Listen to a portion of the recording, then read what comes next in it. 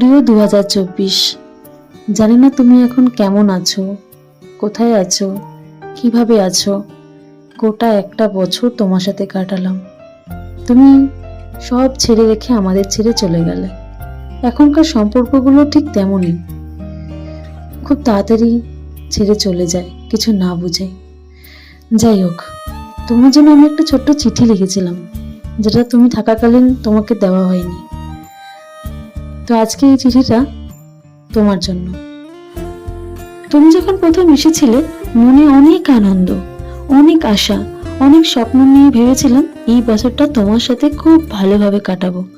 কিন্তু তা আর হলো কোথায়? তুমি আসলে, আর কিছুদিন পর এমন একটা খারাপ ঘটনা ঘটলো যা পুরো পৃথিবীটাই কেঁপে গেল। তুমি যখন প্রথম এসেছিলে, ভেবেছিলাম তুমি আমাদের জন্য অনেক নতুন কিছু নিয়ে এসছো, কিন্তু নতুন তো কিছুই পেলাম না তোমার থেকে।